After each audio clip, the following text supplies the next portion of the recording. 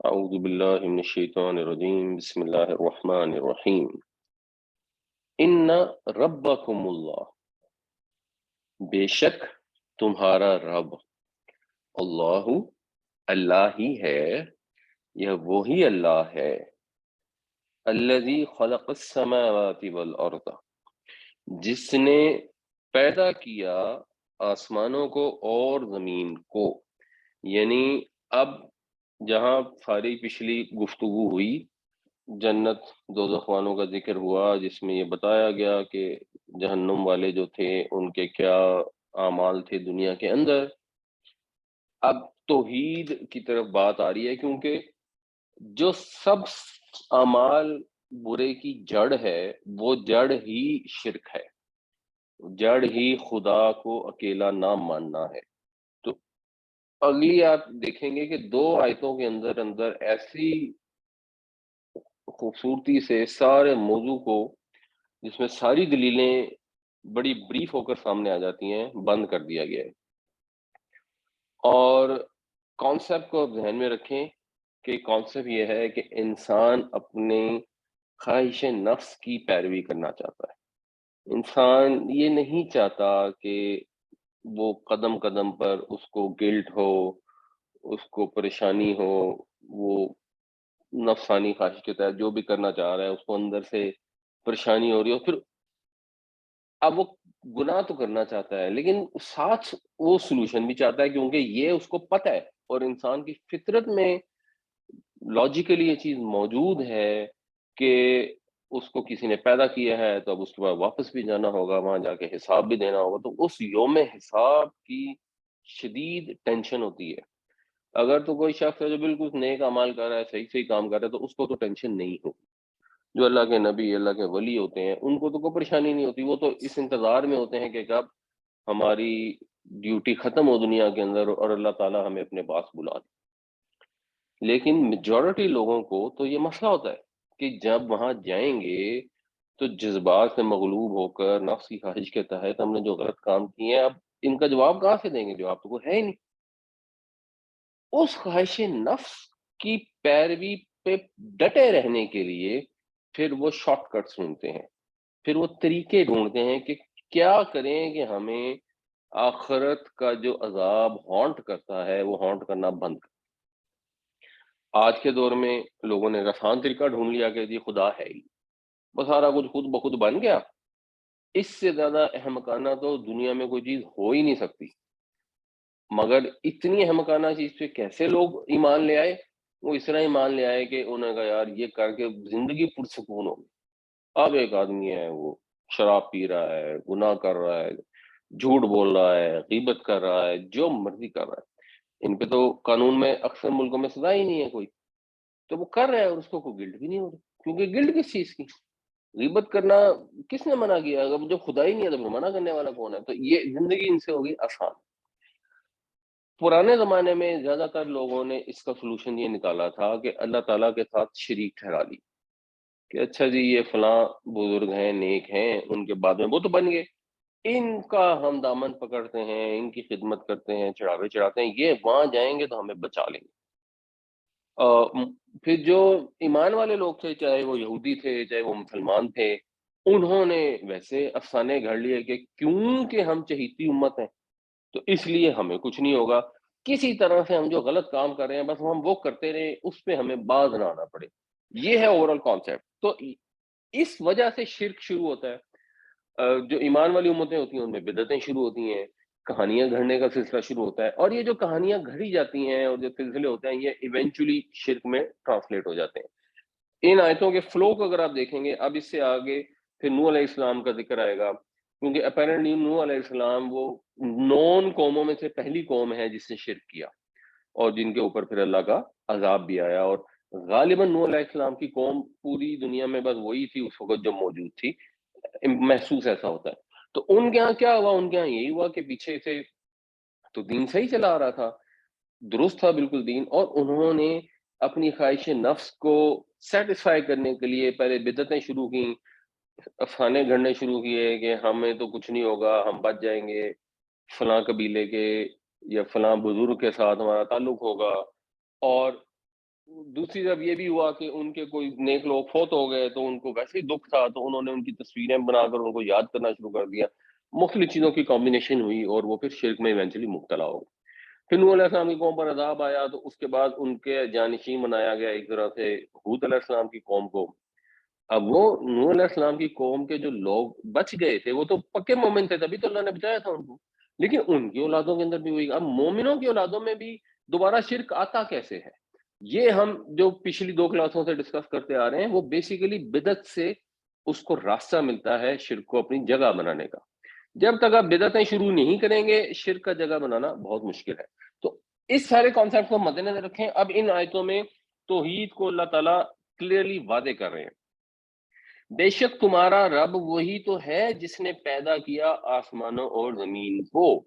मतलब ये कि जो पैदा करने वाला है वही रब है। रब कौन होता है? जो ख्याल रखता है, परवान चढ़ाता है, परवरिश करता है। तो वो रब्बुल आलमीन भी वही है। अगर एक आदमी है, उसके औलाद नहीं है, उसको बेटी या बेटा चाहिए, वो किसने देना है? वो रब ने देना है। रब कौन है? रब अल्लाह है। तो बेटा बेटी देने के लिए किसी और के आस्थाने पे नहीं जा सकते। किसी नबी से, किसी वली से, किसी बुजुर्ग से जाके ये दुआएं नहीं मांग सकते कि तुम हमें बेटा दो, क्योंकि रब वली या नबी या पीर नहीं है, रब अल्लाह ताला है। और क्यों है? एक कॉमन सेंसिकल दलील ये है कि उसी ने तो आसमानों और जमीन को बनाया है। तो जितने मुशरिक थे वो इस चीज को मानते थे। इवन आज भी जो मुशरिक हिंदू हैं, बेसिकली वो इस चीज को जनरली मानते हैं। खैर उनके अंदर भी फिर जाहिर सी बात है, जो नए नए फिरके पैदा हो जाते हैं तो वो कोई कॉन्सेप्ट नया निकालने, बट वो मानते हैं कि जो तखलीक हुई थी वो एक दफा हुई थी और उस वक्त एक देवता ने की थी। किसी ने उसका नाम ब्रह्मा देवता रखा हुआ है, कोई वैसे ही परमेश्वर को कह देते हैं। कुछ फिर बाद में तखलीक में भी शायद एसोसिएट करते हैं, बट मक्के के मुशरिक तखलीक कायनात में अल्लाह ताला के साथ किसी को एसोसिएट नहीं करते थे। और आज के भी जो लोग हैं वो कभी ये नहीं कहते कि जिससे वो बेटा मांगने गए हैं, तो जब हम पैदा हुए या इंसान को तख्लीक किया गया तो सारा इंसान तो अल्लाह ने बना दिया, मगर आंख हमारे पीर साहब ने बनाई थी। ये तकरीबन इन जनरल सब मानते हैं कि पैदा करने वाला आसमानों और जमीन का सिर्फ और सिर्फ अल्लाह है। तो जो बात यहाँ की जा रही है, तो वो बात यहाँ की जा रही है कि अगर वो अल्लाह है जिसने तख्लीक किया है, तो भाई रब भी वही है। जब रब भी वही है तो फिर उसी से मांगेंगे ना, फिर किसी और से कैसे मांग सकते हैं? तो जब आप किसी से मांगना शुरू करते हैं तो ये इन इटसेल्फ शिर्क है, और वो फिर मजीद शिर्क के अंदर कन्वर्ट हो जाता है कि आप फिर उसकी इवेंचुअली पूजा भी करनी शुरू कर देते हैं। और पूजा के भी देखें तरीके बड़े आसान होते हैं। जैसे वो इमरान खान साहब ने भी किया था कि जी वो जाके जो कब्र का तावीज़ था उसको जाके चूमा था। क्यों चूमा था? क्योंकि लोग चूमते हैं वहाँ जाके। क्यों चूमते हैं? क्योंकि इससे अकीदत का इज़हार है, इसमें कोई बुरी बात तो नहीं है। वैसे इसमें वाक़ई कोई बुरी बात नहीं है। अगर किसी कब्र के तावीज़ को जाके चूमा जाए तो इसमें क्या बुरी बात है अगर आपको मोहब्बत है। लेकिन जब इसका रिवाज पैदा हो जाता है, तो फिर वो बिदअत बढ़ जाती है और वो शिर्क में कन्वर्ट हो जाती है। फिर कुछ लोग चूमते हैं और कुछ लोग सजदे करते हैं। और फिर वो सजदों को भी जस्टिफाई कर लेते हैं कि फरिश्तों ने भी तो हज़रत आदम को सजदा किया था, हज़रत यूसुफ के भाइयों ने भी तो सजदा किया था, तो ये तो सजदा ताज़ीमी है, तो इसमें तो कोई मसला नहीं है। और फिर उससे आगे फिर लोग स्टेप बढ़ते हैं, तो वो शिर्क का सजदा भी शुरू कर देते हैं, जो मुशरिक कौमों में होता है। तो ये बिदअतें जब पैदा होती हैं, तो पहला सवाल यही पैदा होता है कि इसमें क्या हर्ज है? ये कौन सा ऐसा काम है? बल्कि अक्सर बिदअतें तो ऐसी दीन के तौर पर दाखिल की जाती हैं जो वैसे ही दीनी काम होते हैं, जो हम पीछे भी डिस्कस कर रहे थे, और जिसपे एक डिबेट भी कह लें, या एक्चुअली पाकिस्तान हिंदुस्तान की तो मेजोरिटी वो काम करती है कि नमाज के बाद वो दुआ मांगते हैं और कहते हैं इसमें क्या हर्ज है? दुआ मांगना तो बिल्कुल जायज है, और दुआ मांगना बिल्कुल जायज है, उसमें वाकई कोई हर्ज नहीं है। लेकिन जब उसको रिवाज डाल के पैदा कर दिया जाता है तो फिर उससे मसाइल पैदा होते हैं। जब वो शरीक ठहराते हैं अमूर कायनात के अंदर, यानी जब वो अमूर कायनात में अल्लाह के साथ किसी को रब मान लेते हैं, तो वहां से शिर्क पैदा हो जाता है, तौहीद खत्म हो जाती है। तो इसको अब इन अल्फाज में तौहीद एक्चुअली क्लियर हो जाती है। और आगे फिर उसकी डिटेल आ रही है, फी सित्तति अय्यामिन। اب یہ ستت ایام کہہ کے ایک اور حقیقت کی توجہ دلائی گئی ہے کہ یہ جو کائنات ہے اس کو 6 پیریڈز میں بنایا گیا. اللہ تعالیٰ ایک دم فوراً بھی پیدا کر سکتے تھے، لیکن اللہ تعالیٰ نے 6 پیریڈ میں بنایا. غالباً اس کے اندر حکمت یہ تھی کہ اس سے ایک تدریج آئی، اس میں چیزیں ڈیولپ ہوئیں، بنی، اور اب ہم ان چیزوں کو ورک بیکورڈ کر سکتے ہیں. جب ہم ان کا انالیسس کرتے ہیں تو سائنٹیفکلی ہم ان کو دوبارہ پیچھے جا جا کے دیکھتے ہیں کہ اچھا جی پہلے زمین اور سورج جو ہیں وہ ملے ہوئے تھے، پھر وہ علیحدہ علیحدہ ہو گئے، اور پھر یہ ہوا لوہا کسی دوسرے پلانٹ سے آیا. اور جتنی ہم چیزیں سمجھتے جاتے ہیں اور جانتے جاتے ہیں اتنا ہمیں یہ کلیئرٹی ملتی ہے کہ اللہ تعالیٰ کی کائنات کتنی زبردست ہے، اس میں کتنی ویرائٹی ہے، اور اس ویرائٹی سے ہم ایکچولی رب کو پہچانتے ہیں. اگر آسمان سے سیدھی سیدھی روٹی اتر آتی اور ہم کھا لیتے تو یہ بھی ممکن تھا، لیکن اللہ تعالیٰ نے سسٹم بنایا کہ ہوائیں چلتی ہیں، پھر بادل اٹھتے ہیں جس کی اب آگے تفصیل آئے گی، اس سے پھر بارش برستی ہے، کھیتوں میں ہل چلتے ہیں، ہم گندم بوتے ہیں، پھر گندم بوتے ہیں تو اس میں سے کومپل نکلتی ہے، پھر وہ بڑی ہوتی ہے، پھر ان کے وہ چھوٹے چھوٹے ڈنٹھل بنتے ہیں، پھر ان کی اندر پتے نکلتے ہیں، اور وہ کئی مہینے لگتے ہیں، اور وہ کا پھل جو دانوں کی شکل میں آتا ہے. پھر موسم بھی ساتھ بدلتا ہے، پھر گرم ہوائیں چلتی ہیں جن سے وہ دانے پک جاتے ہیں، اور پتہ لگتا ہے کہ 6 مہینے بعد گندم کا دانہ جو ہے وہ کسان کے ہاتھ میں آتا ہے. اور اس 6 مہینے پہ جب آپ غور کرتے ہیں تو ایک ایک چیز سے اللہ تعالیٰ کی تخلیق، اس کی تدبیر، اس کے عجائب، وہ سارے انسان کو نظر آتے ہیں. جب انسان اپنی آنکھیں کھول کر کائنات پر غور کرتا ہے اور اللہ کی دی ہوئی ہدایت کو ساتھ کمبینیشن کرتا ہے تو پھر اس پر معرفت الہی ہو جاتی ہے. اور یہی بیسیکلی معرفت الہی ہے کہ ہم اللہ تعالیٰ کی صفات کو پہچان جاتے ہیں. تو وہ اس نے اس کو پیدا کیا 6 دنوں کے اندر. ثم استوى علی العرش. ویسے تو استوا کا مطلب جو خط استوا ہوتا ہے نا، بیلنس ہونا، برابر ہونا. عرش جو ہے وہ اونچی جگہ کو چھت کو بھی کہتے ہیں، تخت کو بھی کہتے ہیں. اور علی العرش کے ساتھ جب استوا کا لفظ آتا ہے نا تو یہ آپ یوں سمجھ لیں اردو میں اگر ہم استعمال کریں گے تو جیسے ایک لفظ استعمال ہوتا ہے براجمان ہونا. جیسے بادشاہ جو ہے وہ تخت پر رونق افروز ہوا، تخت پر براجمان ہوا. براجمان ویسے ہندی کا لفظ ہے براجا، اور شاید راجا بھی اسی سے ہے. تو عرش کے اوپر متمکن ہو گیا. پھر ہم ترجمہ اس طرح کرتے ہیں، یعنی ہمیں اس کی کوئی یوں نہیں ہم کہتے ہیں کہ جیسے بادشاہ کرسی پہ بیٹھ گیا تو ہم اس سینس میں اس کو کہہ رہے ہیں. ہمیں اس کی ظاہر کوئی انڈرسٹینڈنگ نہیں ہے، ہم سمجھ بھی نہیں سکتے، نہ اللہ تعالیٰ کو دیکھ سکتا ہے. تو الفاظ کا مطلب یہ ہے کہ اللہ تعالیٰ نے کنٹرول سنبھال لیا، عرش پر متمکن ہو گیا. کائنات کا، آسمان و زمین کا جو کارخانہ ہے اس کا انتظام اللہ تعالیٰ نے سنبھال لیا. اور یہ لاجیکل بات بھی ہے.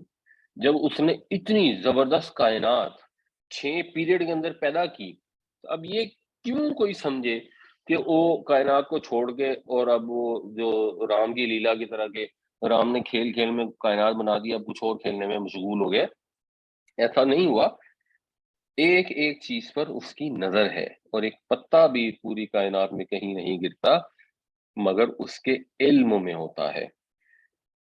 اور پھر انتظام کیسا سنبھالا اس میں بھی اگر ہم بڑی بڑی چیزیں دیکھیں تو ان بڑی بڑی چیزوں کے اندر چھوٹی چھوٹی چیزوں کی بھی ڈیٹیل ہے. یغشی اللیل النہار، وہ غشیہ کا مطلب ہوتا ہے کسی چیز کو ڈھانپنا، ڈھانکنا، جس سے غشی کا لفظ بھی ہوتا ہے جس میں انسان کے خواص ہیں جو ڈھک جاتے ہیں. اور پیچھے ہم نے غواش کا لفظ بھی پڑھا تھا کہ اوپر بھی ان کے غشابہ ہوں گے، یا غاشیہ کی جمع غواش تھی. تو وہ ڈھانپتا ہے اللیلہ النہارا. اچھا اب یہ دونوں نصب میں ہیں تو کوئی بھی مطلب ہو سکتا ہے اس کا، کہ رات پر دن کو یا رات کو دن پر. تو زیادہ مناسب یہ لگتا ہے کہ رات پہلے آئی ہے تو پھر رات کو پہلے ہی لے لیں کہ ڈھانپتا ہے رات کو دن پر. یعنی دن ہے، دن کے اندر ایک ایکٹیویٹی ہو رہی ہے، لیکن ایک اور چیز ہے جو بڑی ایکٹیو ہے، جو ایکچولی آگے لفظ آ رہا ہے یطلبہ حسیسن. حسیس جو ہے سے اس کا مطلب ہوتا ہے کسی کو ابھارنا، کسی کو اکسانا یعنی انووک کرنا، انکریج کرنا، اور یہ فعیل کے مطلب پھر اس کی صفت ہے کہ جب کسی کو آپ نے موٹیویٹ کر دیا، انکریج کر دیا، چارج کر دیا تو وہ چارج ہو گیا، تو حسیس ہے چارجڈ، تو وہ اس کے اس کو طلب کرتی ہے، اس کے پیچھے پیچھے آتی ہے، اس کا تعاقب کرتی ہے چارج ہو کر. یعنی رات جو ہے وہ دن کے اوپر ڈھانپی جاتی ہے، اللہ تعالیٰ ڈھانپتا ہے، لیکن ڈھانپتا کیسے ہے کہ وہ چارج ہو کے اس کے پیچھے پیچھے چلی آ رہی ہے، چارج ہو کے پیچھے پیچھے چلی آ رہی ہے، یعنی مسلسل رات جو ہے وہ دن کے اوپر آنے کی کوشش کر رہی ہے. اب یہ ہمیں سائنس کی وجہ سے پتہ لگا کہ زمین کی ایکچولی بہت ساری موشنز ہیں. ایک موشن اس کی اوور آل مثلاً سولر سسٹم میں ہے، ایک ہماری گیلیکسی میں ہے، اور بہت ساری موشن ہے، بٹ جو دو امیڈیٹ موشن ہیں، ایک موشن یہ ہے کہ زمین سورج کے گرد گھومتی ہے، اور ایک امیڈیٹ موشن ہے کہ زمین اپنے ایکسس کی گرد سپن کرتی ہے، اور وہ سپننگ بھی بہت زیادہ تیز ہے. اب وہ اللہ تعالیٰ نے بنائی ایسی ہے، اس میں گریوٹی رکھی ہے کہ ہمیں وہ محسوس نہیں ہوتی، ورنہ اگر گریوٹی نہ ہوتی تو زمین جتنی تیزی سے سپن کر رہی ہے تو ہم اڑ کے کہیں دور جا پڑے ہوتے خلا کے اندر. تو وہ بہت تیز سپیڈ سے بہت ایکٹیولی روٹیٹ تو خیر سورج کے گرد ریوالو کرتی ہے، اپنے ایکسس کے گرد روٹیٹ کرتی ہے یا سپن کرتی ہے، اور وہ جو سپننگ ہے وہ بہت فاسٹ ہے، اور اس کی وجہ سے دن اور رات آتے ہیں. تو وہ پریکٹیکلی اسپیکنگ اگر آپ کہیں وہ اینیمیشن دکھاتے ہیں جہاں پہ، تو وہ یوں لگتا ہے کہ اگر آپ 24 گھنٹوں کی اینیمیشن دیکھیں، دنیا کا نقشہ بنا ہوتا ہے، اکثر آپ کو انٹرنیٹ پہ مل جائے گی، تو یوں لگتا ہے کہ جیسے رات جو ہے نا وہ دن کے پیچھے بھاگی چلی آ رہی ہے، اور دن رات کے پیچھے بھاگا چلا آ رہا ہے، اور اس میں دونوں ہی موجود ہیں. یہاں پر یہ ذکر کر دیا کہ رات کو ڈھانپتا ہے دن کے اوپر، وہ تعاقب کرتی ہے اس کا بڑی سرگرمی سے، اور آگے لفظ آ گیا وشمسا، تو اس میں وہ ویسے ہی کور ہو گیا. ایک تو ویسے انڈرسٹوڈ ہے کہ جیسے رات دن کو ڈھانپ رہی ہے تو دن بھی رات کو ڈھانپ رہا ہے، اور وہ بھی اسی سرگرمی سے اس کا تعاقب کر رہا ہے.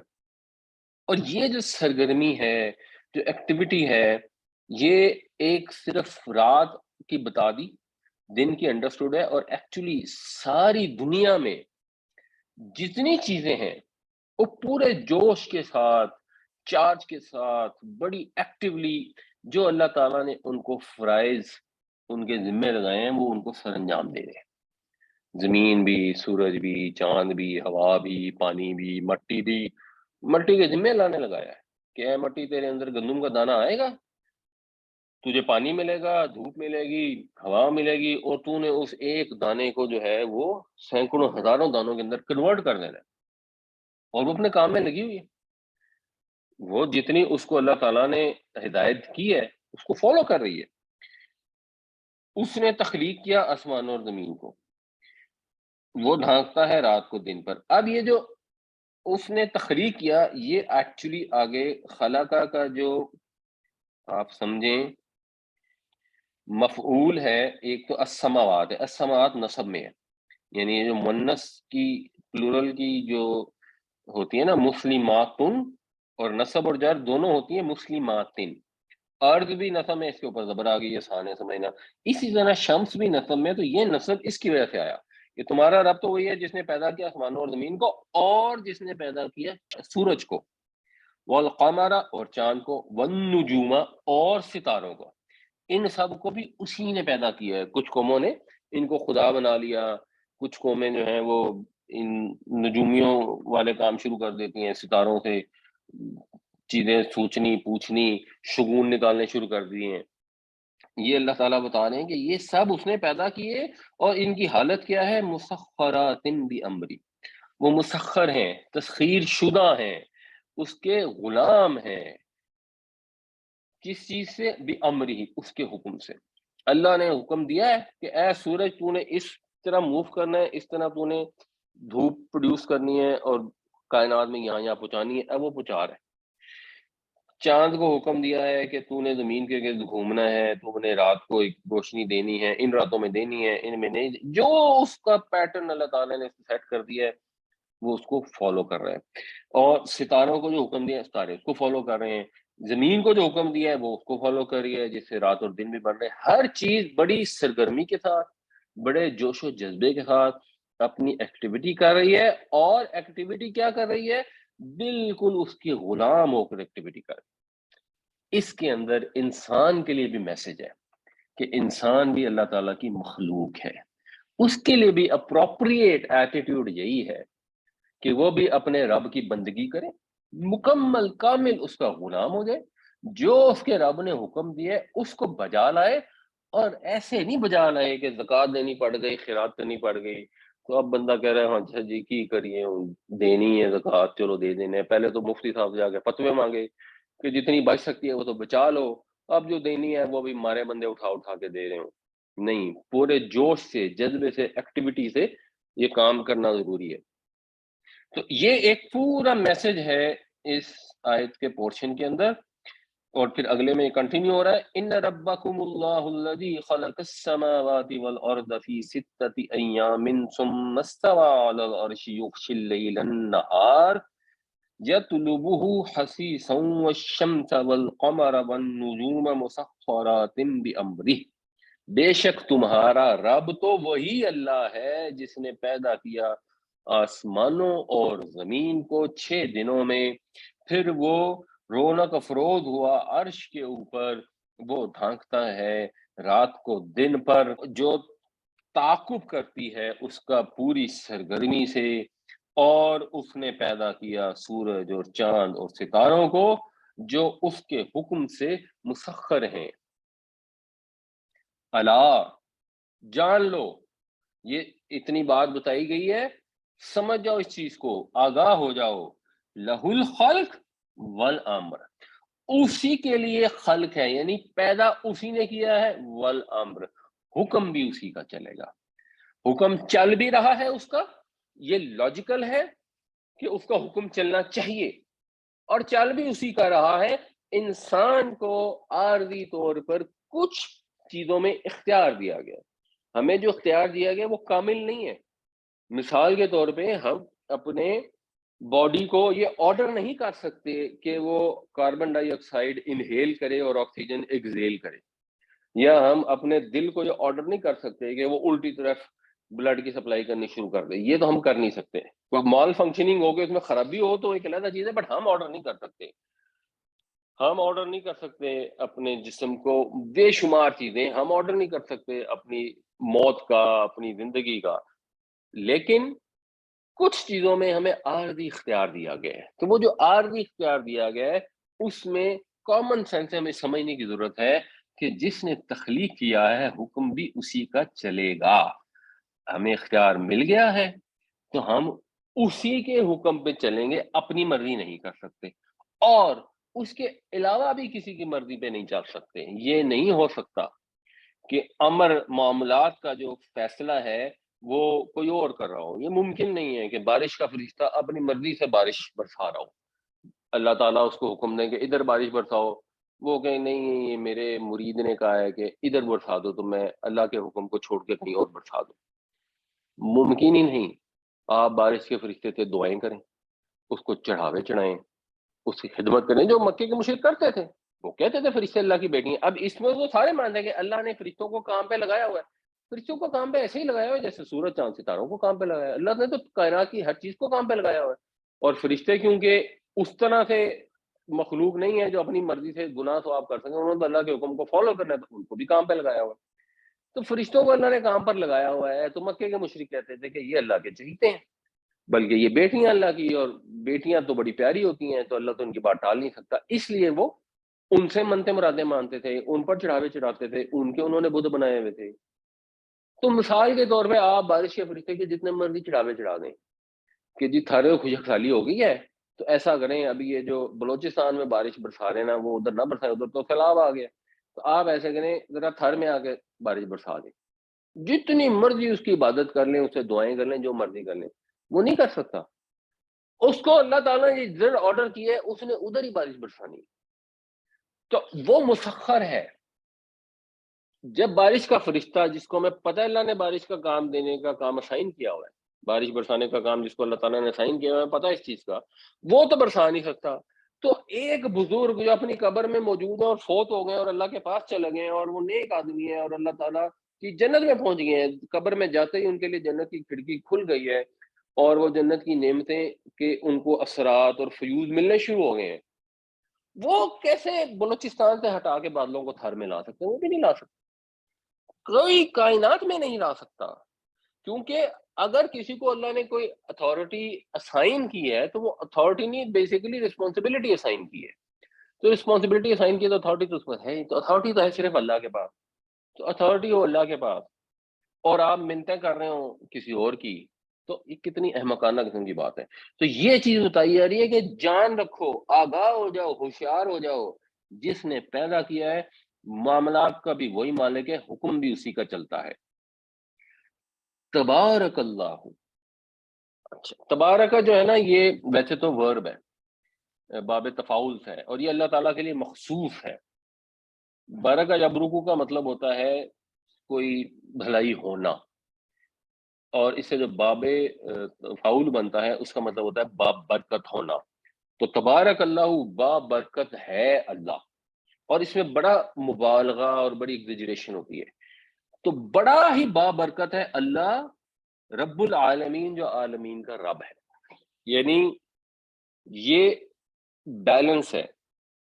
مشرک قوموں کا کانسیپٹ کیا تھا کہ اللہ تعالیٰ کو تو مان لیا، اس نے تخلیق کیا، اس کے بعد ان کا بھائی وہ اتنی بلند و بالا ہستی ہے، اس کی اتنی عظمت ہے کہ اس کو کیا لگے کہ مکے کے اندر ایک مشرک بیٹھا ہوا ہے تو میں اس کے معاملات کا خیال رکھوں، میں دیکھوں کہ اس کو کھانا کیا دینا ہے اور پینا کیا دینا ہے۔ اس کی تو عظمت بڑی بلند ہے نا، یہ اس کی عظمت سے بالا تر ہے کہ وہ انسانوں کے معمولی معمولی چھوٹے چھوٹے کاموں کا خیال رکھے۔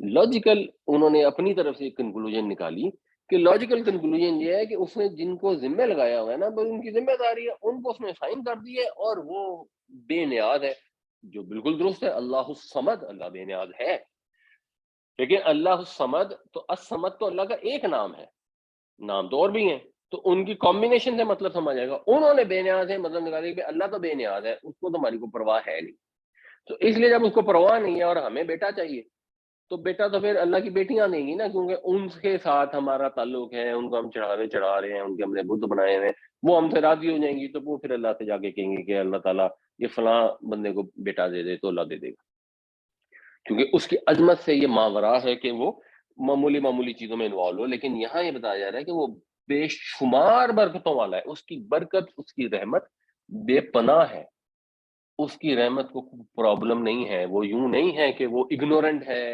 اپنے عظیم ہونے کی وجہ سے، نہیں، وہ عظیم بھی ہے اور ساتھ ساتھ وہ رحیم بھی ہے، تو وہ اپنے بندوں کے اوپر رحمت کرتا ہے، اور ان کے تمام معاملات کی اس کو نالج ہے، اور وہ ان کو دیتا ہے، جب اس سے ہم مانگتے ہیں تو وہ عطا کرتا ہے، اس کے لیے کسی بیچ میں وسیلے کی ضرورت نہیں ہے۔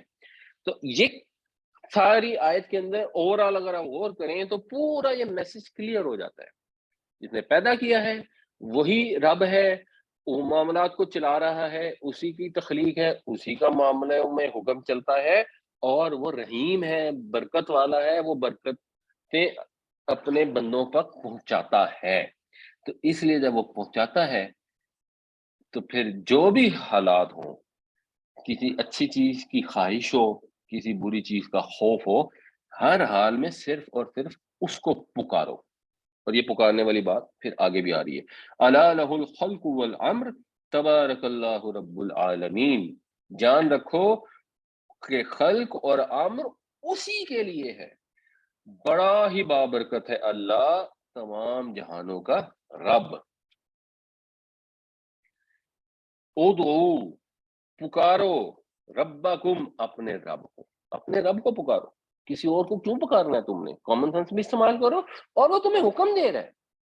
چلیں، ایک تو آپ نے لاجیکل کنکلوژن نکالنی تھی کہ یہ رب کو پکارنا چاہیے، کسی اور کو نہیں پکارنا چاہیے، پلس وہ اب آرڈر کر رہا ہے۔ اب یہ مت سوچو کہ میری نوکری ختم ہو گئی ہے تو مجھے نوکری چاہیے، تو میں اللہ تعالیٰ سے کہوں یا اللہ مجھے نوکری دے دے، یا میری تنخواہ کم ہے تو میں اللہ کہوں یا اللہ میری تنخواہ بڑھ جائے، یا اللہ مجھے کوئی رزق دے دے۔ تو دیکھیں نا، اللہ کی ذات سے ایسی بات مانگنا کتنی شرم کی بات ہے۔ اللہ سے بندہ مانگے تو ہدایت مانگے، آخرت مانگے، بالکل آخرت بھی مانگو، ہدایت بھی مانگو، بڑی بڑی چیزیں بھی مانگو، چھوٹی چھوٹی چیزیں بھی مانگو۔ اللہ کے نبی صلی اللہ علیہ وسلم نے فرمایا جوتے کا تسمہ بھی چاہیے تو اپنے رب سے مانگو۔ وہ کہہ رہے ہیں مجھ سے مانگو، کوئی کسی قسم کی شرم کی بات نہیں ہے اپنے رب سے چھوٹی چھوٹی چیزیں مانگنا، بڑی بڑی چیزیں مانگنا۔ آپ کی طبیعت خراب ہے، آپ کے سر میں درد ہے، اللہ سے دعا کریں اللہ میرے سر کی درد ٹھیک کر دیں۔ یہ ایک سوچ شیطانی سوچ ہے کہ اللہ تعالیٰ کی اتنی عظیم ہستی ہے تو اس کو کیا لگے اربوں انسانوں میں سے ایک انسان کے سر میں درد ہے، بھائی کتنی بری بات ہے کہ اس پہ اللہ تعالیٰ کو انووک کیا جائے، نہیں کریں، وہ حکم دے رہا ہے تو پکارو اپنے رب کو۔ کیسے پکارو؟ تضرعاً، یہ زواد رے اور عین اس کا روٹ ہے۔ ذرا یا ذرا کا مطلب ہوتا ہے کمزور ہونا، بے فائدہ ہونا بھی ویسے اس کا مطلب ہوتا ہے۔ تو اس سے پھر قرآن میں ایک ذریع کا لفظ بھی استعمال ہوتا ہے جو خاردار درخت کے لیے آتا ہے، جو بالکل بے فائدہ ہوتا ہے۔ اس سے باب تفاعل ہے، اور تفاعل تضرع، تو تضرع کا مطلب ہوتا ہے اپنی کمزوری کا اظہار کرنا، تو اس کو پکارو اپنی کمزوری کا اظہار کرتے ہوئے، عاجزی کا اظہار کرتے ہوئے، یعنی گڑ گڑا کر اس کے اندر عاجزی ہے، اللہ تعالیٰ سے خوشامد ہے، جو بھی ایک آپ امیجن کر سکتے ہیں کہ جب آپ نے کسی کو چیز مانگنی ہے تو جیسے بھی اس کو آپ نے درخواست پیش کرنی ہے، اس کی جو بیسٹ ایکچولی اگر آپ دیکھیں تو اگر صحیح سے سمجھ کے پڑھی جائے تو اس کی اگزامپل ہے نماز، کہ آپ نماز پہ جا رہے ہیں، پہلے آپ نے وضو کیا ہے، اپنے ہاتھوں کو پاک کیا، اور وہ بھی سمبولیکلی ہے ہاتھوں پیروں کو پاک کر کے، ایکچولی آپ یہ کہہ رہے ہیں کہ یہ میں روحانی طور پہ بھی اپنے آپ کو پاک کر رہا ہوں۔ پھر اس کے حضور جا کے آپ کھڑے ہو گئے، سر نیچے کر لیا ہے، ہاتھ باندھ لیے ہیں، پھر آپ اس کے سامنے جھک گئے ہیں، پھر آپ نے اپنا جو ناک اور پیشانی ہے وہ زمین پہ رکھ دی ہے، اور اگر مثلاً وہاں پہ کوئی جانماز نہیں بچھی ہوئی ہے، مٹی میں ہے، تو آپ نے وہاں پہ رکھ دی، اپنی پیشانی خاک پہ رکھ دی ہے۔ یہ بیسیکلی ایک طرح سے ادائیں ہیں، یہ حرکتیں ہیں جو آپ اپنے رب کے حضور اپنی عاجزی کا اظہار کرتے ہیں۔ یہ ہمیں تعلیم دی گئی ہے ہماری سہولت کے لیے، کہ ہمیں سوچنا نہ پڑے کہ اب ہم نے کیسے اپنی عاجزی کا اظہار کرنا ہے۔ اب اس کے اندر عاجزی پوری کیسے ہوتی ہے؟ وہ پوری ایسے ہوتی ہے کہ جو دعائیں، جو تسبیحیں اللہ کے نبی صلی اللہ علیہ وسلم نے سمجھائی ہیں کہ سجدے میں جانا ہے اور سبحان ربی الاعلیٰ کہنا ہے، تو اس کو سمجھ کے دل کی گہرائی سے جذبات کے ساتھ ادا کریں، تو یہ والا جو تضرع کا حکم ہے وہ اس سے پورا ہو جاتا ہے کہ پکارو اپنے رب کو گڑ گڑا کر، وہ خفیہ اور چپکے چپکے، یعنی گڑ گڑائیں گے تو ظاہر سی بات ہے اس میں آواز بلند ہوگی، ہو جائے۔ اب وہ پھر آپ نے سچویشن دیکھنی ہے، اگر آپ تنہائی میں نماز پڑھ رہے ہیں تو ظاہر ہے تھوڑی سی بلند بھی ہو جائے، اور ویسے بنیادی طور پر آپ نے چپکے چپکے اپنے رب کو پکارنا ہے۔ جب جس انسان کا یہ رویہ ہوگا کہ وہ سجدے میں گرا ہے، اس سے مانگ رہا ہے، اللہ سے کہہ رہا ہے یا اللہ تو ہی میرا مالک ہے، میں تو تیرا بندہ ہوں، میرے تو بس میں کچھ نہیں ہے، میں بڑا بے بس، بڑا کمزور، بڑا لاچار ہوں۔ اب اس کا چانس کافی کم ہے کہ وہاں باہر سے نکلے اور اس کو اپنے ڈرائیور کے ساتھ تکبر کا مظاہرہ کرے۔ کوئی سڑک پہ جاتا ہوا آدمی ہے اور اس سے اس کی مثال کے طور پر گاڑی لگ جائے تو وہ آپے سے باہر ہو جائے، اس کے اندر پھر یہ احساس پیدا ہو چکا ہوگا کہ میں بے بس اور لاچار ہوں، اور فرض کریں آپ کی گاڑی کسی سائیکل والے سے ٹکرا گئی ہے اور سائیکل والے کی غلطی ہے اور اب آپ آپے سے باہر ہو رہے ہیں، تو آپ آپے سے باہر بیسیکلی تو اس لیے ہو رہے ہیں نا کہ وہ آپ کے سامنے نسبتاً آپ کو لاچار نظر آ رہا ہے۔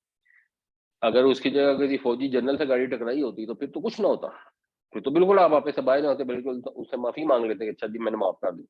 مگر جب آپ کو لاچار نظر آ رہا ہے، اگر آپ کے اندر یہ فیلنگ موجود ہے کہ میں بے بس ہوں اور میں لاچار ہوں، تو آپ کو اس چیز کا احساس ہونا چاہیے کہ جب آپ کسی سائیکل والے سے ٹکرائے ہیں اور آپ کو وہ لاچار لگ رہا ہے، اگلے ایک سیکنڈ کے اندر کوئی پتہ نہیں، جن انسانوں کو فالج ہوتا ہے وہ ایک سیکنڈ میں تو ہوتا ہے، ان میں کون سا 25 سال لگتے ہیں فالج ہونے کے اندر۔ جو انسان مرتے ہیں لمحوں میں، تو لوگ مر جاتے ہیں، سارے تھوڑی ہیں جو لمبے مرض سے گزرتے ہیں اور ان کو کئی سال لگتے ہیں فوت ہونے میں، زیادہ تر لوگ تو بس ایک دم ہی فوت ہو جاتے ہیں، یا ذرا سے چند دنوں کے اندر اندر وہ فوت ہو جاتے ہیں۔ تو کیوں؟ اس لیے کہ انسان کی حیثیت ہی کچھ نہیں۔ تو جب آپ کو پتا ہوگا کہ میری حیثیت ہی کچھ نہیں ہے، تو کسی اور کے سامنے آپ تکبر کا مظاہرہ کیسے کریں گے؟ اور یہی تکبر کا مظاہرہ ہے جو حق کا انکار کرنے پہ انسان کو مجبور کرتا ہے۔ جو پیچھے ہم پڑھتے چلے آئے ہیں کہ دنیا کی زندگی میں ان کو اچھی چیزیں مل گئی تھیں، وہ دھوکے میں پڑ گئے تھے کہ ہم تو اچھے جا رہے ہیں، یہ ایک اللہ کے رسول آ گئے ہیں، اپنے آپ کو کلیم کر رہے ہیں اور ہمیں عجیب عجیب باتیں بتا رہے ہیں، ہم ان کی بات کیوں مانیں؟ ان کی ماننے والے بات تو غلام ہیں، غریب ہیں. وہ تکبر ہے جو ہر جگہ آتا ہے. تو یہاں پہ اس تکبر کو توڑا بھی جا رہا ہے کہ اس سے گڑ گڑا کے مانگو، چپ کے مانگو. انہ لا یحب المعتدین، بے شک وہ پسند نہیں کرتا حد سے تجاوز کرنے والوں کو، حد سے گزرنے والوں کو، زیادتی کرنے والوں کو. اور بیسیکلی اوورال اگر آپ دیکھیں تو اس سے جو ویسے میننگ سمجھ آتا ہے، کیونکہ اور جگہوں پہ بھی یہ قرآن شریف میں مثال کے طور پہ نماز کے لیے آتا ہے کہ قل ادعوا اللہ او ادعوا الرحمن، اللہ کو کہہ کے پکارو یا رحمان کہہ کے پکارو، ایما تدعو، جیسے مرضی پکارو، فلہ الاسماء الحسنی، اس کے تو خوبصورت نام ہے، جس نام سے ہی پکار لو. ولا تجہر بصلاتک، اور بہت اونچی آواز سے نماز نہ پڑھو. ولا تخافت، ویسے تو تجہر کا مطلب ہوتا ہے کہ بلندی آواز سے نہ پڑھو، یعنی ایک جہری نماز ہوتی ہے، ایک سری نماز ہوتی ہے. ولا تخافت بها، اور بالکل ہی اس کو خاموش نہ کر لو. وابتغی بین ذالک السبیلا، اور اس کے درمیان کا راستہ اختیار کرو.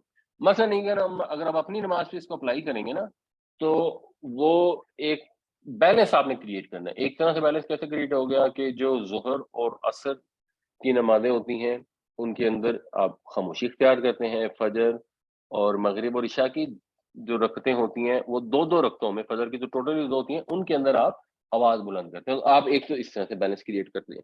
بٹ مثلا اگر آپ اکیلے نماز پڑھ رہے ہیں تو اب آپ کو اجازت ہے کہ آپ اونچی آواز سے پڑھ سکتے ہیں. اور تہجد کی نماز کا تو زیادہ بہتر طریقہ کار یہی ہے کہ آپ جب تلاوت کریں تو اس کی آواز آئے، مگر اس کے اندر یہ نہ ہو کہ بہت چیخ چیخ کے پڑھنا. ایک چیز.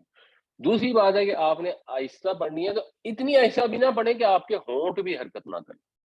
یعنی ہم الحمدللہ رب العالمین پڑھتے ہیں، جب بہت خاموشی سے پڑھ رہے ہوتے ہیں تو تب بھی ہماری زبان اور ہونٹ حرکت کر رہے ہوتے ہیں. تو یہ اس کا ایک بیلنس ہے اوور آل.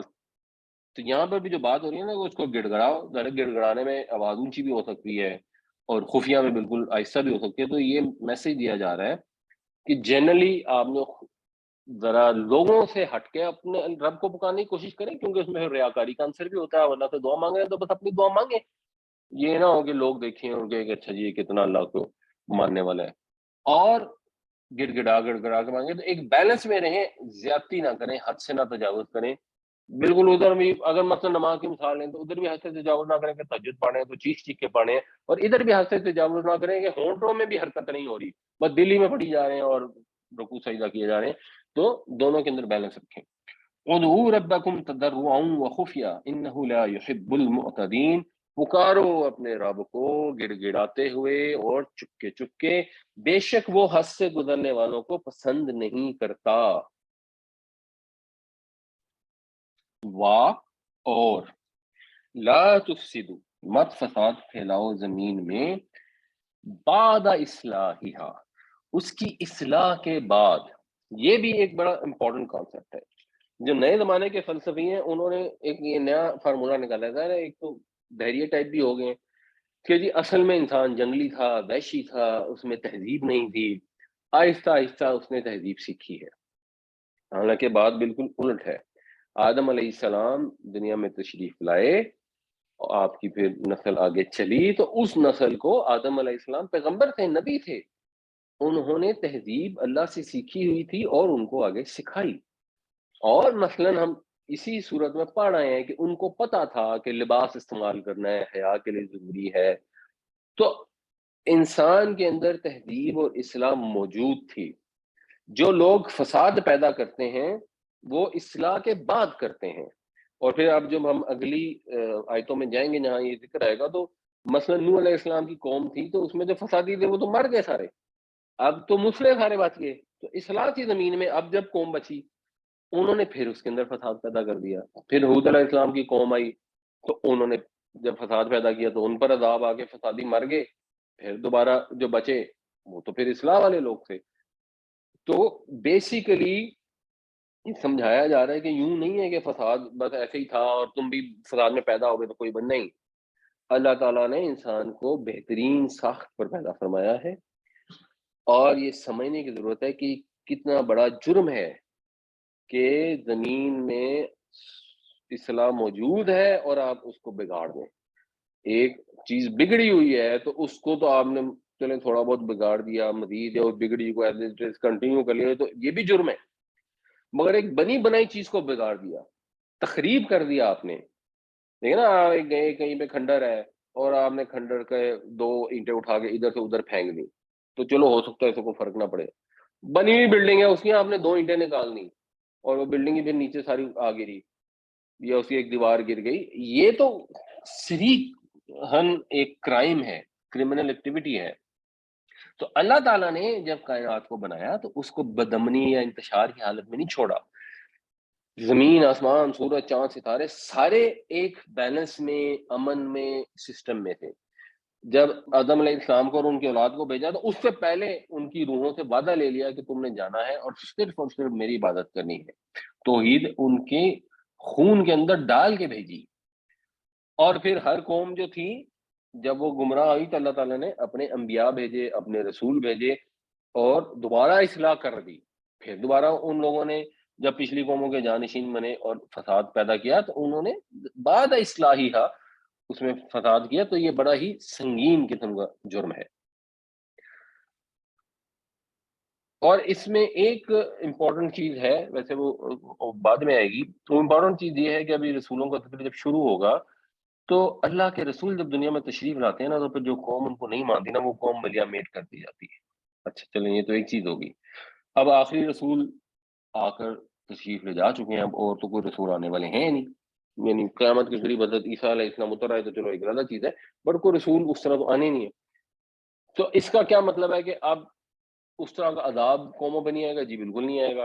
لیکن جو اوور آل اصول ہیں وہ اپنی جگہ موجود ہیں، تو ان سے بھی میسج سمجھنا چاہیے.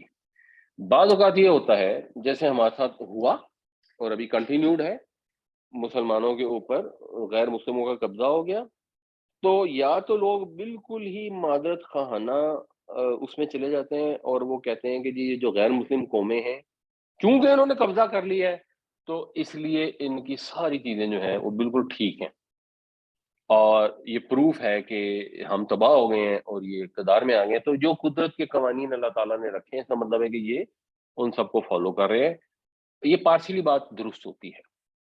اور کچھ لوگ الٹا جاتے ہیں، وہ کہتے ہیں کہ نہیں یہ جو غیر مسلم ہے بس یہ غیر مسلم ہے اور یہ تو بالکل ہی غلط ہیں، انہوں نے ہم پر جبر کر لیا ہے تو ان کے اندر کوئی اخلاقی برتری موجود نہیں ہے، تو گھٹیا ترین لوگ ہیں. تو دونوں چیزیں جو ہے نا یہ ایکسٹریم ہے اور اللہ تعالیٰ ایکسٹریم کو، معتدین کو پسند نہیں کرتا. تو آج بھی جو سسٹم ہے جس کے اندر ہم نسبتاً محکوم ہیں اور ویسٹ کی جو قومیں ہیں وہ نسبتاً حاکم ہیں، اور اب ساری دنیا میں ایسا نہیں ہے کیونکہ مثلا چائنا بھی ایسٹ میں ہے، وہ تو ویسٹ میں نہیں ہے، اور وہ نسبتاً محکوم نہیں رہا. تو اس چیز کو سمجھنا چاہیے کہ جب کسی قوم کے اندر عروج آتا ہے تو اس میں ڈیفینیٹلی کچھ نہ کچھ چیزیں تو ہوتی ہیں، کوئی نہ کوئی تو اخلاقی برتری ہوتی ہے، اور جو قوم محکوم ہوتی ہے کوئی نہ کوئی تو اخلاقی کمزوری ہوتی ہے. اس سے پھر یہ فساد کا نظام دنیا میں برپا ہوتا ہے. لیکن اس کے اندر کوئی اخلاقی برتری ہے بٹ اور بہت ساری کمزوریاں بھی ہیں جن سے فساد پیدا ہو رہا ہے، تو ان کو بھی اگنور نہیں کرنا چاہیے. اگر ویسٹ کے اندر جو فساد پھیلا ہوا ہے اس کو بھی سمجھنا چاہیے. جو ان کے اندر جنرلی نسبتاً ایمانداری ہے، محنت ہے، سسٹمز ہیں، ایفرٹ ہے، وہ اپنی جگہ ہے، اس کو دیکھنا چاہیے، اس کو فالو کرنا چاہیے. ہمارے یہاں الٹی چیزیں فالو ہو رہی ہیں، جو ان کے اندر بے حیائی ہے، جو ان کے کلچرل کانسیپٹس ہیں، جو اب تو فلموں کے اندر بھی انہوں نے جو ہے نا وہ بچوں کی فلموں کے اندر ان چیزوں کو پروموٹ کرنا شروع کر دیا ہے، اور ہر دوسری تیسری فلم کی طریقے سے وہ اس چیز کے میسج دیتے ہیں کہ یہ لڑکی ہے اور اس کی 2 مائیں ہیں اور وہ بس وہ 2 مائیں ہیں. عجیب و غریب قسم کا کانسیپٹ ہے، اور وہ اس کو، اور یہ کو ہم سے سازش نہیں کر رہے کہ وہ ہمیں کنسپیریسی تھیوری ہے، اپنی قوم کو ہی وہ سمجھا رہے ہیں اور ہم بھی اسی ریلے میں بہنا شروع ہو جائیں. تو ہمیں بڑا کلیئرلی آئیڈینٹیفائی کرنا چاہیے کہ ان کے اندر اخلاقی لحاظ سے بہتر چیزیں کون سی ہیں اور بری کون سی ہیں. جو بہتر چیزیں ہیں ان کو ہم بھی فالو کریں، ان سے سیکھیں، ان کی ایگزامپل دیکھیں، ہم بھی ان سے سیکھیں کہ اچھا انہوں نے یہ کیا ہم بھی کریں. ہاں اللہ تعالیٰ نے یہ ڈیسٹینی ہماری نہیں رکھی کہ ہمارا یہاں سیلاب آئے اور لاکھوں لوگوں کے جو گھر ہیں وہ تباہ و برباد ہو جائیں اور ہم کہ ہاں جی بس اللہ کی مرضی. اور ان کی ڈیسٹنی یہ نہیں رکھی کہ ان کے یہاں سیلاب آئے تو سارے لوگ جو ہیں وہ بچ بچا جائیں اور بعد میں ان کی حکومتیں ان کو سپورٹ بھی کر لیں، اور ٹھیک ہے ان کو مسئلے مسائل تو آئیں لیکن ہمارے اور ان کا کوئی کمپیریزن نہ ہو. हमारी किस्मत में भी अल्लाह ने रखा है कि हम भी मेहनत करें, हम भी एफर्ट करें, हम भी अपने आप को इकोनॉमिकली स्ट्रॉन्ग करें, हम भी अपने डैम्स बनाएँ इन चीज़ों की से अपने आप को स्ट्रॉन्ग बनाएँ, ताकि अगर कुदरती आफ़तें आती हैं, आज़माइशें आती हैं, वो सब पे आती हैं और फिर हम उनका मुकाबला करने की सलाहियत रखते हैं। तो अपने आप को बेवजह कमज़ोर और इस कमज़ोरी और इस नाकारी और निकम्मेपन को कोई दीनी जज़्बा ना समझें कि हमें तो दुनिया से कोई गर्ज़ नहीं है, मर गए तो मर गए, बच गए तो बच गए, जैसे अल्लाह की मर्ज़ी। ये अल्लाह की मर्ज़ी और अल्लाह पर तवक्कुल होना तो दीन का बुनियादी जुज़ है। लेकिन जिस तरीके से हम इसको इस्तेमाल करते हैं, हम वो बिल्कुल ही दूसरी तरफ चले जाते हैं जो दीन का मंशा नहीं है। बाय द वे इससे एक चीज़ वो अहमद फारूक साहब भी कह रहे थे कि जी ये बी इन टच हैं कुछ अखुवत और काविश वगैरह से, तो सबसे वो रिक्वेस्ट कर रहे हैं कि सैलाब ज़दगान की ज़्यादा से ज़्यादा मदद करें। कोई इनको भी अगर एंगेज करना चाहते हैं, इनके ज़रिए से अखुवत या काविश को भी अप्रोच करना चाहता है, तो वो भी कर सकते हैं। तो ज़मीन में फ़साद ना फैलाओ, उसकी इस्लाह के बाद वदऊहु, और पुकारो उसको, बल्कि बेसिकली इसका मतलब होता है उसी को पुकारो। कैसे पुकारो? खौफन व तमाअन, खौफ से और उम्मीद से। ये इतना सा जो जुमला है बेसिकली ये इंसान की पूरी ज़िंदगी की गाइडलाइन है कि आपने अपने रब को पुकारना है, खौफ के साथ और उम्मीद के साथ। यूँ नहीं है कि आप कहें कि जी मुझे तो जन्नत दोज़ख की कोई परवाह नहीं है, मुझे दोज़ख से डर नहीं लगता, जन्नत की कोई उम्मीद नहीं है, क्यों है तो सिर्फ़ अल्लाह के लिए इबादत करता हूँ। ये कोई इस्लाम का ये कॉन्सेप्ट नहीं है। ये सूफियों का इस तरह की बातें सुनने को मिलती हैं, लोग कहते हैं वाह जी वाह! सुभान अल्लाह। अल्लाह ताला कह रहे हैं अल्लाह को पुकारो तो अल्लाह से डरो। और कुरान शरीफ में कई जगह है, ए लोगों ईमान वालों, अपने आप को और अपने घर वालों को आग से बचाओ। या आया है कि ऐ मेरे बंदो जिन्होंने इसराफ किया, ला तक़नतू मिन रहमतिल्लाह, अल्लाह की रहमत से नाउम्मीद ना हो।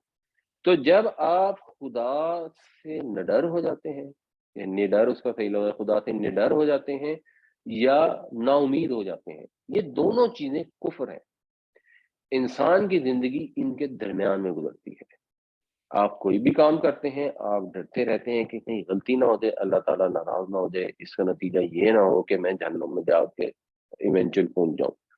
और कोई भी काम करते हैं तो आप उम्मीद रखते हैं कि अल्लाह ताला अगर कोई कमी कोताही हुई है तो अल्लाह ताला मुआफ़ भी फरमाएँगे। उसकी रहमत से उम्मीद भी रखते हैं, उससे तौबा भी करते रहते हैं और उसे डरते भी रहते हैं। ये है सही दरमियान का रास्ता। ना तो ये निडर होना चाहिए जो शैतान ने इंसान को धोखा दे कि अल्लाह तो बड़ा रहमान और रहीम है, उसकी रहमत बेपनाह है, वो तुम्हें थोड़ी जहन्नुम में डालेगा। अगर वो जहन्नुम में डालेगा, तो लो जी फिर रहमान का फ़ायदा क्या? रहमान का तो मतलब देखेंगे। अब वहाँ पे भी वही बात हुई जो मुशरिक कौमों ने की कि उसकी अज़मत को ले लिया तो उसकी रहमत को इग्नोर कर दिया। यहाँ पे उसकी रहमत को ले लिया तो उसके कहर को और उसके अज़ाब को इग्नोर कर दिया और रहमत का सही से मतलब नहीं समझा। तो ये शैतान का धोखा है। दूसरा शैतान का धोखा ये है कि वो कहता है कि अच्छा यार बात ये है कि तुम तो इतने गुनाहगार हो, तुम तो शराब पीते हो, बदकारी करते हो, मिलावट करते हो, सारी ज़िंदगी तो तुमने ऐसे गुज़ारी। अब 55 साल तुम्हारी उम्र हो गई है, तो तुमने कहाँ बख्शे जाना है? तुमने तो जहन्नुम में ही जाना है। चलो जितनी ज़िंदगी बाकी बाकी है उसमें तो एन्जॉय कर लो। वो तरीक़ेकार भी गलत है। अल्लाह ताला की रहमत से तो किसी हालत में कभी भी नाउम्मीद नहीं हो सकते। ये तो है एक बेसिक ज़िंदगी गुज़ारने का तरीका। और इस आयत में इसमें एक स्टेप आप समझिए आगे है। यानी अगर हम ये तर्जुमा करें जो ज़्यादा बेहतर जमाएँगे, और उस ही को पुकारो खौफ से और उम्मीद से। तो ये वही जो तौहीद का टॉपिक चला आ रहा है वो उससे बिल्कुल क्लियर हो जाता है कि आपने अगर उम्मीद लगानी है, तो सिर्फ़ और सिर्फ़ अल्लाह ताला से लगानी है। आप असबाब इस्तेमाल करें, आप बीमार हो गए हैं और डॉक्टर के पास जाएँ और इलाज करा लें। लेकिन ये दिल में ये सेंस ना रखें कि ये डॉक्टर है जो मुझे शिफा दे देगा, ये डॉक्टर की दवाई है जो मुझे शिफा दे देगी। एक्चुअली उनके पास ये अथॉरिटी नहीं है। असबाब इस्तेमाल करने का अल्लाह ने हुक्म दिया है, वो एक सबब है, उसके ज़रिए इम्कान है कि आपको सेहत मिल जाए। सेहत आपको अल्लाह ताला ने देनी है, तो उम्मीद आपने सिर्फ़ और सिर्फ़ अल्लाह से लगानी है। बिल्कुल इसी तरह अगर कोई मसला है, कोई पता लगा सिचुएशन माली हालात ख़राब है, अब आपको ये खौफ है कि हालात ख़राब ना हो जाएँ, इकोनॉमी के आगे मसले आ रहे हैं, तो आपने कैसे प्लानिंग करनी है, कौन से सॉल्यूशन सोचने हैं, कौन से नए रास्ते देखने हैं, कौन सी नई एफर्ट्स करनी है। मैं ये सिंगापुर के मुतालिक पढ़ रहा था कि उनकी हुकूमत ने जनरली یہ سب کو انسٹرکٹ کیا ہوا ہے کہ مثال کے طور پر ایک آدمی بینک میں کام کر رہا ہے تو اس کو ساتھ وہ ہیلپ کرتے ہیں، ٹرین کرتے ہیں، گائیڈ کرتے ہیں، کائنڈ آف انسٹرکٹ کرتے ہیں کہ اس کے ساتھ ایک اسکل اور سیکھے. تو مثلاً اس کو وہ ریلیشن شپ ہینڈلنگ کی اسکل کے کورسز کراتے ہیں، وہ لوگ کنسسٹنٹلی اسکل اپ گریڈیشن میں لگے رہتے ہیں کہ کل کو کسی وجہ سے بینکنگ انڈسٹری بیٹھ جائے تو جو بینک میں بندہ کام کرنے والا ہے وہ کسی اور انڈسٹری میں کام ہو. اور بینک ایک ایگزامپل ہے، ہم مسلمانوں کے لیے تو خیر بینک میں کام کرنا جائز نہیں ہے، بٹ ویسے کسی بھی انڈسٹری میں لوگ کام کر رہے ہوتے ہیں تو اس کو ایک اور انڈسٹری کو کہتے ہیں نو ہاؤ ورکنگ. یہ پلاننگ ہے، یہ اسباب کا استعمال ہے کہ یہ اندیشہ ہے کہ کل کو کوئی مسئلہ ہو جائے تو ٹھیک ہے ہم نے کیا پلاننگ کرنی. لیکن بنیادی خوف اللہ تعالیٰ کا ہی ہوگا، توکل آپ نے اللہ پہ ہی کرنا ہے. آپ یہ نہیں کر سکتے ہاں جی کل کو اگر یہ انڈسٹری بیٹھ گئی تو میں نے یہ سیکنڈری آپشن کر لی ہے، یا میں نے یہ میری فصل اگ رہی ہے تو مجھے خوف ہے کہ یہ خراب نہ ہو جائے تو میں نے ٹائم سے پانی لگا دیا، مجھے خوف ہے اس میں کیڑے نہ آ جائیں تو میں نے اس پہ دوائی چھڑک دی، مجھے خوف ہے کہ یہ اس کو کوئی جانور خراب نہ کر دیں تو میں نے اس کے باڑ بنانی ہے بنا دیں. یہ تو اسباب کو استعمال کرنے میں تو کوئی ایشو نہیں ہے، لیکن اصل خوف اللہ کا ہی ہوگا کہ کہیں ایسا نہ ہو کہ اللہ تعالیٰ کی طرف سے کوئی آفت ایسی آ جائے جس کی وجہ سے میری فصل خراب ہو جائے. تو اللہ پہ ہی توکل کریں گے، اپنی ایفرٹ کر کے اونٹ کا گھٹنا باندھ دیں گے اور اس کے بعد اللہ تعالیٰ کے اوپر ہی توکل کریں گے. تو اسی سے ڈریں گے اور اسی سے امید رکھیں گے. یہ جو طرز عمل ہے یہ خوبصورت طرز عمل ہے، یہ احسان کا طرز عمل ہے. احسان کیا ہوتا ہے یہ ہم ایسے ڈسکس کر چکے ہیں. حسن یحسن، جس کا مصدر ہے حسن، ہم سب کو پتا ہے حسن کا مطلب ہے خوبصورتی. تو حسن وہ خوبصورت ہوا، اس سے باب افعال ہے. احسن یحسن احسانا، اس نے خوبصورت کیا. یعنی باب افعال اور تفعیل دونوں میں جنرلی کیا ہوتا ہے، جو 3 لیٹرڈ ورب ہوتا ہے وہ 3 لیٹر جو بھی کام ہوتا ہے اس کو کوئی اور کے کرنے کے معنوں میں استعمال ہوتا ہے. تو حسنا وہ خوبصورت ہوا، احسنا اس نے خوبصورت کیا. خوبصورت کیا، اپنا ہر عمل کے اوپر نظر رکھی کہ وہ اتنا خوبصورت ہو کہ اللہ تعالیٰ دیکھے. تو فرمائے کہ میرے بندے نے خوبصورت کام کیا ہے. جب آپ اللہ ہی سے ڈرتے ہیں اور اللہ ہی سے امید رکھتے ہیں تو پھر آپ خوبصورت عمل کرتے ہیں، یہ احسان کا سٹیٹس ہے. اور جو خوبصورت عمل کرتا ہے، باب افعال کا جو فائل ہوتا ہے اس کا وزن ہوتا ہے مفعل، جیسے مسلم. تو اسی طرح احسان کا فائل ہے محسن، محسن ہے خوبصورت عمل کرنے والا. تو ان رحمت اللہ قریب من المحسنین، بے شک اللہ کی رحمت محسنین کے قریب ہے. جب آپ اپنے رب کو پکار رہے ہیں گڑ گڑا کر، اس کے اندر عاجزی ہے، تکبر نہیں ہے، صرف اسی کے ساتھ آپ نے لو لگا لی ہے، صرف اسی سے ڈر رہے ہیں، صرف اسی سے امید رکھ رہے ہیں، کسی دیوی دیوتا کسی غیر مرئی ہستی کا آپ کو ڈر نہیں ہے، تو آپ اللہ سے جڑ جاتے ہیں اور اسی سے امید رکھتے ہیں. وہی آپ کا مولا ہے، وہی آپ کا مرجع ہے، نہ اس کے علاوہ آپ کو خیر دے سکتا ہے، نہ کسی شر سے بچا سکتا ہے. تو پھر آپ اس رستے پہ چلتے ہیں جو خوبصورت عمل کا رستہ ہے، جو خوب کاری کا رستہ ہے. اور جب خوب کاری کا رستہ حاصل ہو جاتا ہے تو اس کا نتیجہ یہ نکلتا ہے کہ اللہ کی رحمت محسنین کے قریب آ جاتی ہے. قیامت والے دن تو ڈیفینیٹلی مل جائے گی، اور قیامت بھی قریب ہے، دور نہیں ہے.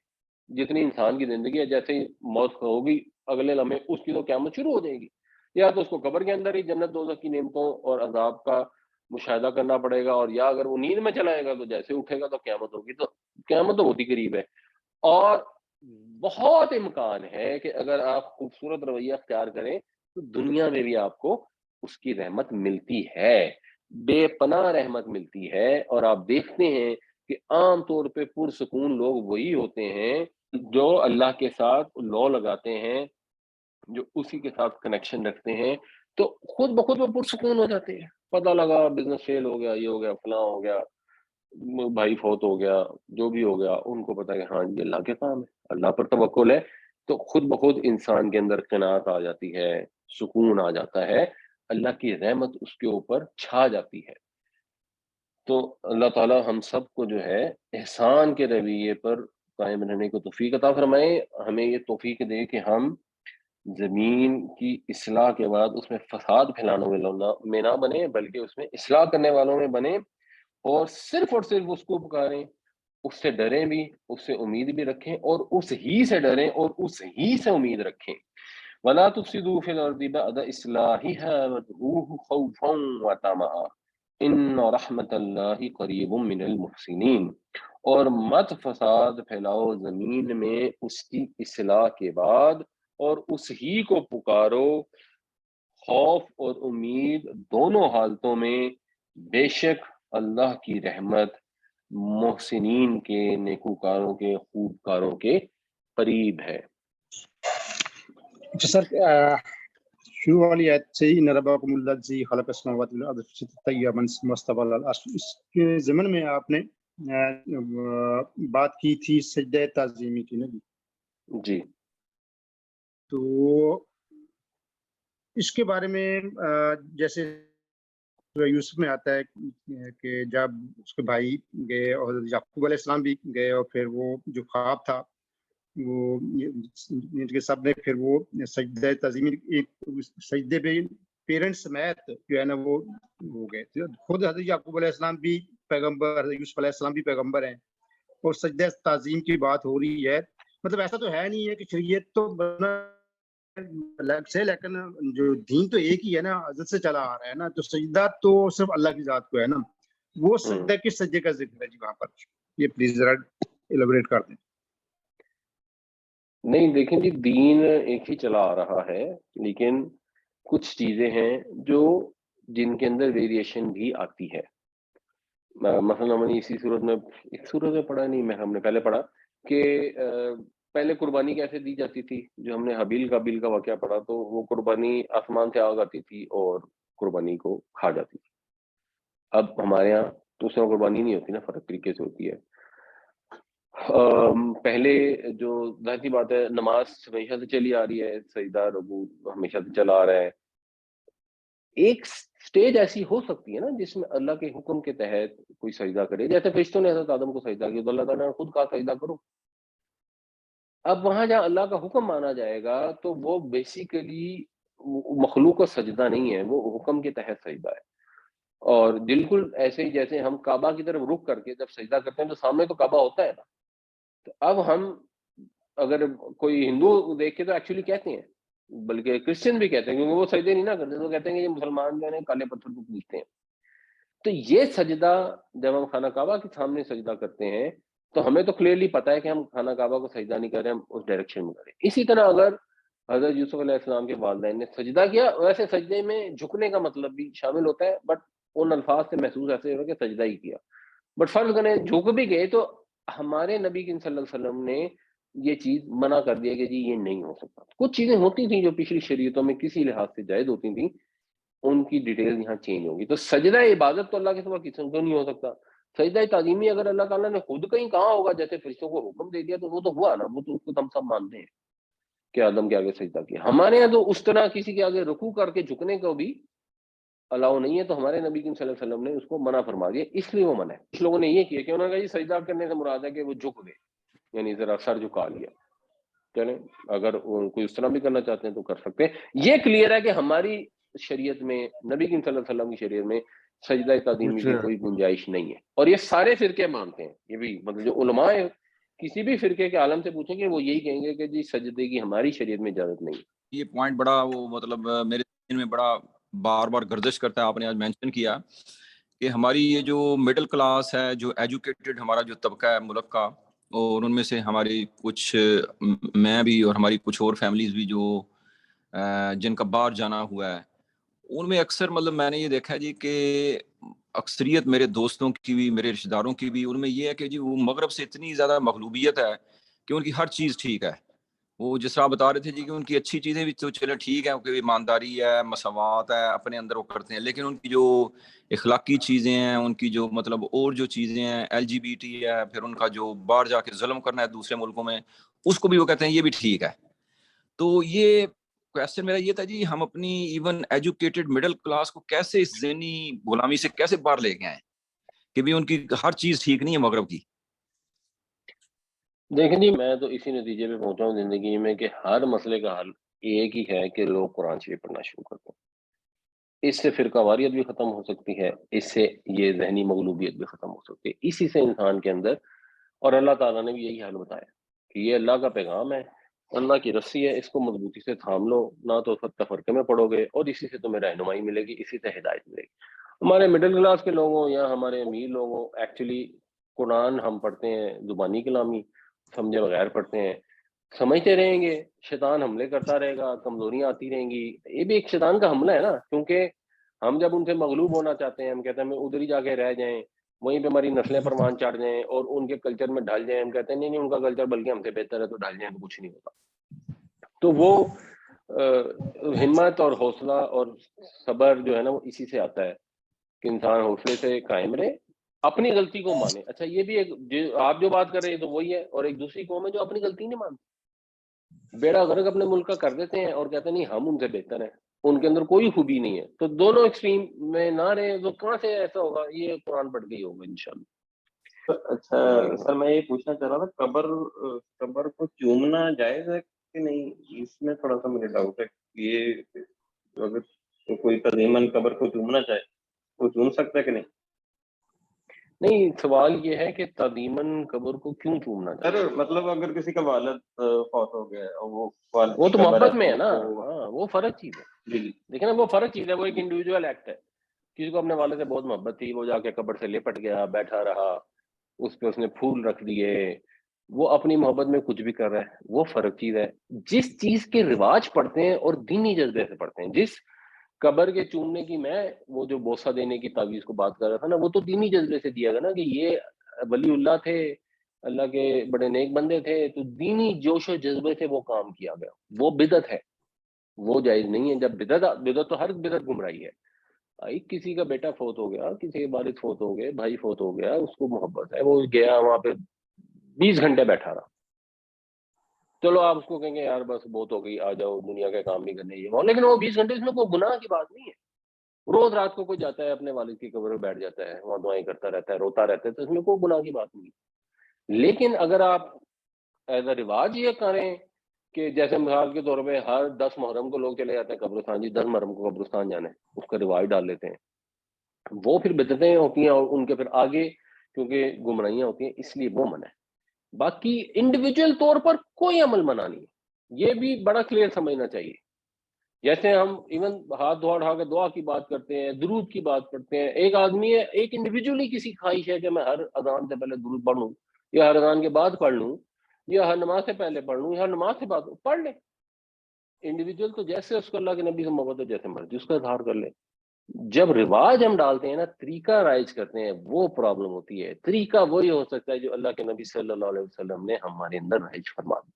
جو حضور نے طریقہ رائج نہیں کیا یا جس کی اجازت نہیں دی، ایک چاہے تھوڑے دنوں کے لیے بھی رائج کیا تو چلو پھر بھی بندہ کر لے، ادروائز نہیں کرنا. سر میں تھوڑا سا اسی کی تفصیل میں تفہیم القرآن میں مودودی صاحب نے سجدہ تعظیم کے بارے میں بڑا اچھا ایک واقعہ کوٹ کیا ہے کہ بابر کے سری کے زمانے میں سویرس بادشاہ نے حامان کو جب امیر الامراء بنایا تو اس نے سجدہ تعظیمی کے لیے حکم دیا نا جی، مگر مدکی جو بنی اسرائیل کے اولیاء میں سے تھے انہوں نے مطلب نا جی وہ سجدہ تعظیمی کرنے سے انکار کر دیا. تو بادشاہ کے ملازموں نے کہا کہ آخر تو ہمارا تو سجدہ کیوں نہیں کرتا، ہم بھی تو مطلب ہیں جبکہ ہم شاہی حکم کی تعمیل کر رہے ہیں. اس نے جواب دیا کہ تم لوگ نادان ہو، کیا ایک فانی انسان جو کل خاک میں مل جانے والا ہے اس قابل ہو سکتا ہے کہ اس کی برائی مانی جائے؟ کیا میں اس کو سجدہ کروں جو ایک عورت کے پیٹ سے پیدا ہوا، کل بچہ ہے، آج جوان ہے، کل بوڑھا ہوگا، پرسوں مر جائے گا؟ نہیں، میں تو ازلی و ابدی خدا ہی کے آگے جھکوں گا جو حی و قیوم ہے، جو کائنات کا خالق اور حاکم ہے. میں تو بس اسی کی تعظیم بجا لاؤں گا اور کسی کی نہیں. اور یہ واقعہ جو ہے نا تقریر جو ہے نا یہ تلمود میں اس کی شرح بیان کی گئی ہے اور یہ 1000 سال پہلے ہے مطلب قرآن کے نزول سے نا جی. تو سجدہ تعظیم تو پھر کسی زمانے میں بھی اس کا مطلب نہیں، یہ یعنی کہ تورات کا واقعہ، بائبل کا واقعہ جو ہے نا یہ بیان کیا ہوا ہے نا جی. یہ وہ چیزیں ہوتی ہیں جن میں جب یہ چیز کلیئر ہے کہ ہماری شریعت میں نہیں ہے، ہمارے نبی نے کلیئرلی منع کر. اب اگر کسی پچھلی شریعت میں تھی یا نہیں تھی وہ بیسیکلی انٹلیکچوئل ڈسکشن ہے. جو اس سے کوئی ثبوت لینے کی کوشش کرتے ہیں وہ ویسی گمراہی ہے کہ ہم پیچھے سے یہ نکالنے کی کوشش کریں جب ہماری شریعت نے کلیئرلی اس کو منع کیا گیا. آپ نے اپنے لیکچر میں یہ بات بولی کہ بھائی وہ اللہ تعالیٰ قبر میں وہ جنت کی کھڑکی کھول دیتے ہیں مطلب یہ صرف اس کی کہیں اوتھینٹسٹی ہے یا سنی سنائی نہیں authentic باتوں ہے. کے اوپر ہم بات کرتے رہتے ہیں کہ جنت کی کھڑکی کھول لیتے ہیں؟ قرآن شریف میں یہ بتایا گیا ہے کہ جو فرعون اور اس کے ساتھی ہیں وہ صبح و شام آگ پر پیش کیے جاتے ہیں. تو یہ تو قرآن کے الفاظ ہے نا. ابھی قیامت نہیں آئی ہے، صبح و شام ان کو آگ دکھائی جاتی ہے کہ یہ جہنم ہے جنہوں نے تم نے جا کے گرنا ہے. تو اس کا مطلب ہے جو پکے جہنمی ہیں ان کے لیے ایک جہنم کی کھڑکی کھل جاتی ہے. اسی طرح قرآن سے آئیڈیا ہوتا ہے اور نبی کریم صلی اللہ علیہ وسلم کی حدیث ہے کہ قبر جو ہے وہ کافر کے لیے آگ کے گڑھوں میں سے ایک گڑھا ہے اور مومن کے لیے جنت کے باغوں میں سے ایک باغ ہے. اور اسی لیے ہم جب جو مثلاً دعا ہم کرتے ہیں میت کے لیے تو ایک دعا یہ ہے اللہم اغفر لہ ورحمہ وعافہ واعف عنہ واکرم نزولہ ووسع مدخلہ، کہ وہ جو اس کی قبر ہے اس کو کشادہ فرما. تو یہ مسنون دعاؤں میں یہ دعا شامل ہے. جزاکم اللہ خیرہ. اللہ تعالی ہم سب کو قرآن پڑھنے سمجھنے عمل کرنے کی توفیق عطا فرمائے. السلام علیکم ورحمۃ اللہ وبرکاتہ.